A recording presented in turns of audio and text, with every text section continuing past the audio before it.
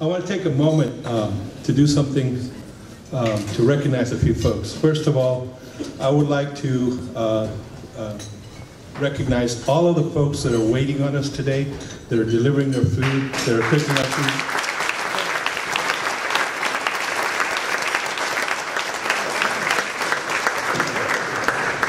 And I'm a veteran, and I got goosebumps when I saw the color guard. So where are the Marines?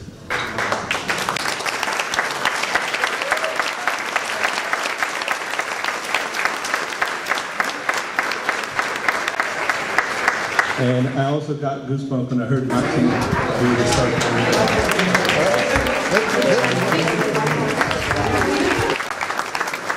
The video that you just saw underscores the quality of leadership of women in the South Bay. I want to be the first to congratulate Sandy and Carlos and the board, because the Regional Hispanic Chamber has grown from a small, sleepy chamber to a big chamber under the direction of Sandy and her board. So, as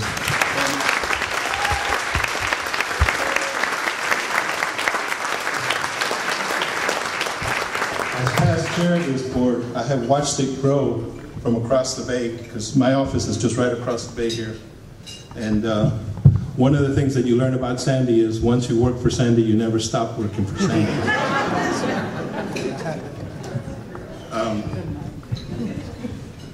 I know the work of the chamber because Sandy is tireless, and she's always working because she knows that the fastest growing community in California is the Latino community. Now, I know that we have a number of students here, so I would like for all the college and university students to stand up so we can give you a hand.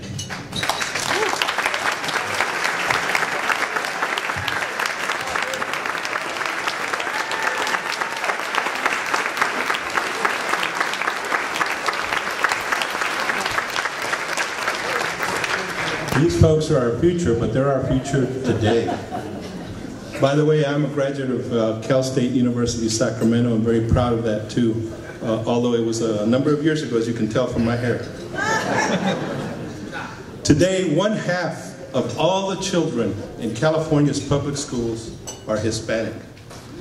These are our leaders, and as we go through life, we need to make sure that we prepare these kids for a college and university education, because today's university education is yesterday's high school diploma.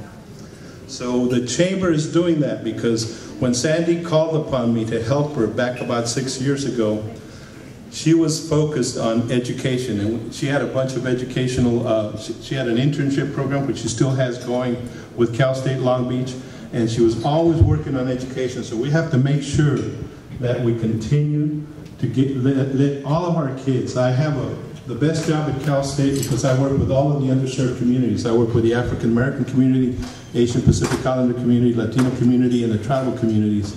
And we've got to do a much better job in California to make sure that all these kids that are dropping out and not graduating from high school graduate and have an opportunity to go to college.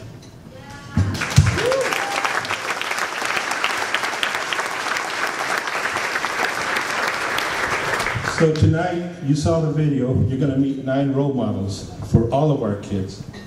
And they're nine women that we can be very, very proud of, and I'm very, very proud just to be up here to be able to say a little bit about them and to present them with their award. I also want to thank all of our sponsors, because it doesn't happen without, where's the step and repeat is outside. It doesn't happen without the help of all of your sponsors, okay? And so I want to thank all your sponsors and all of the folks that support the Regional Hispanic Chamber throughout the year, not just at this dinner.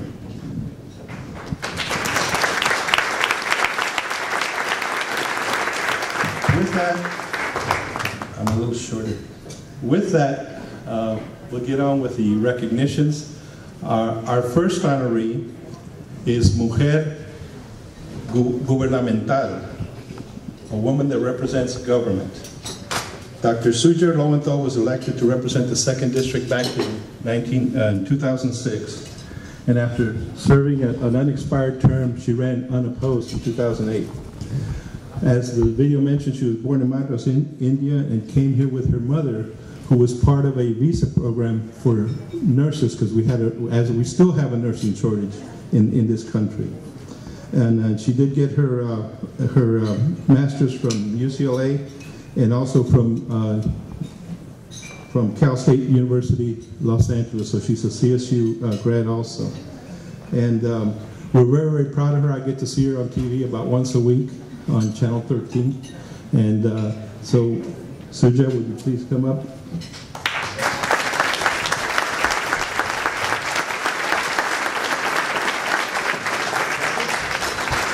Say a few words. Thank you very much. To say that I'm humbled to be seated with trailblazing women is an understatement. The women you see before you today are truly remarkable, and they go about their days doing very remarkable things. I just want to say very briefly, throughout history, we have known generation after generation, when a woman takes something to the top of her agenda, it transforms her neighborhood, it transforms her community, it transforms her community, her neighborhood, her country, this entire universe. We have seen this time and time again, and as our keynote speaker said, we are just ordinary people, sometimes called upon to do very extraordinary things. And my earliest memory was of my school playground in India. I was in first grade, and we had noontime workers. They were called noontime workers. They were the lunch staff, the kitchen staff. They were all women, and they wanted to protest injustice, and they had a sit out, and they all sat in the middle of the playground. And that was my earliest memory of what a woman can do when she takes something to the top of her agenda. We are struggling with so many things. Our children are confronted with so many things, but do not ever forget that when our mothers and our sisters and our friends who are women take something to the top of their agenda, it will transform this community. I am really just an ordinary person given such extraordinary opportunities. I told my son this summer when we were in India, we saw a sea of people that were so much less fortunate than we were, and he asked me what the difference was, and I told him, it's not because we are remarkable, it's because we are lucky. And what we do with our luck and our fortune is what is going to change this world. So thank you for being here today. Thank these women, these trailblazing women. They will transform our community and our universe.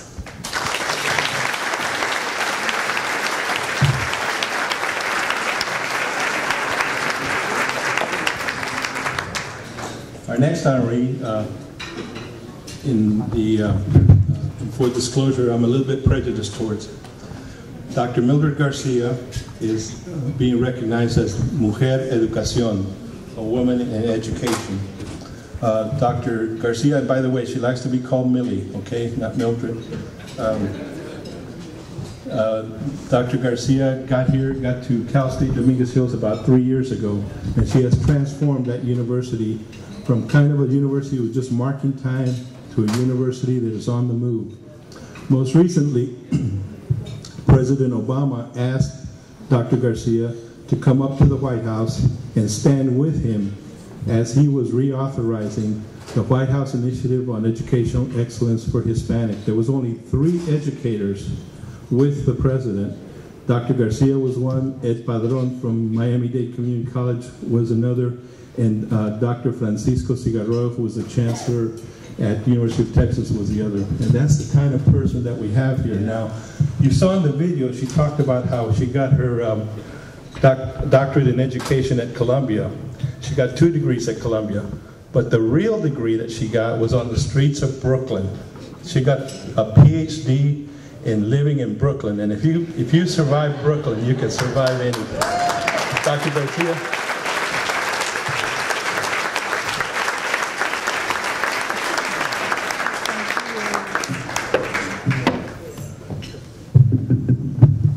Thank you, Jorgito. He's been such a wonderful mentor since I've gotten to California, and thank you to the Regional Hispanic Chamber of Commerce. It is a real honor to be on this stage with such extraordinary trailblazers, powerful and beautiful women. So let's give them a hand. You know, my family and my mother and father, when they came from Puerto Rico to New York, they told us that la única herencia que una familia pobre le deja a sus hijos una buena educación. The only inheritance a poor family can leave its children is a good education. And that is what they have given to me. And that is what I dedicate my life. Because if each one of us help our children go through education and get that bachelor's degree and go out and be those powerful people we want them to be, what a wonderful Latino community we will be. And so we are dedicated to work together to ensure that our children have the best education possible because they deserve it and they need it, and they go out and be the powerful people that they can be. And tonight I am honored and privileged that representing my family tonight is my cousin William Goicochea, who, although my family's in Puerto Rico and New York and Phoenix and all over the country, I have one family member here today. Thank you, William, for being here. And last but not least, I dedicate this award to Cal State University Dominguez Hills, my students, my faculty, my staff, my community, who I am honored to serve. They are terrific people who work every day, helping every student that walks in through that door to reach their dreams. I want to thank them. This honor is for them. Thank you very much.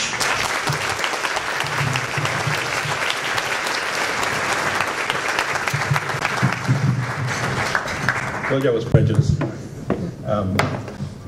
Our next honoree is Mujeres de Desarrollo Económico, for Women in Economics Development. And that distinct honor goes to Luann Bynum. Ms. Luann Bynum, Mujeres de Desarrollo Económico.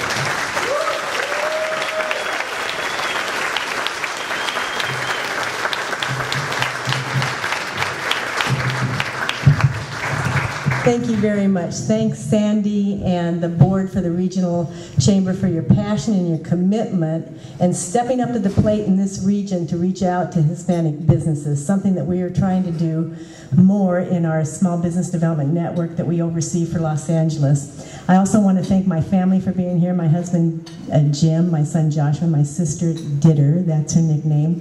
But more importantly, could I ask the Long Beach City College A team for the Small Business Development Center Network to stand up, please? These guys commit every day, 24/7.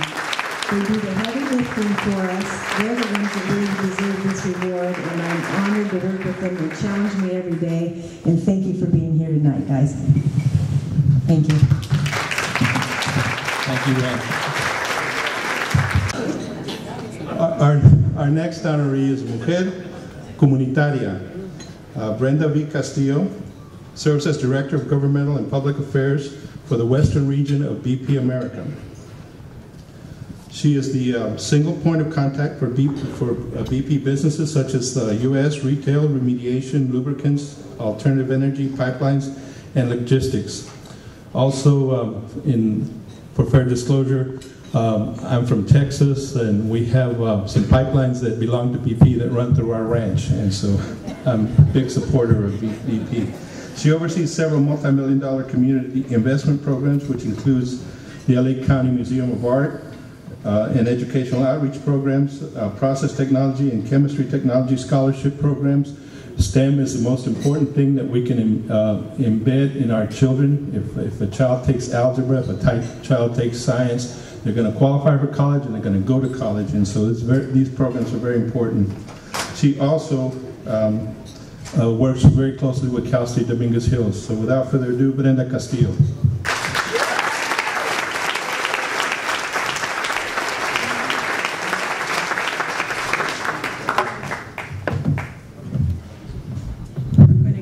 Very brief because I didn't know we were going to have a moment to speak. But first of all, I would like to thank Sandy and the Board of Directors from the Regional Hispanic Chamber for their commitment and dedication. So please let's give them an applause.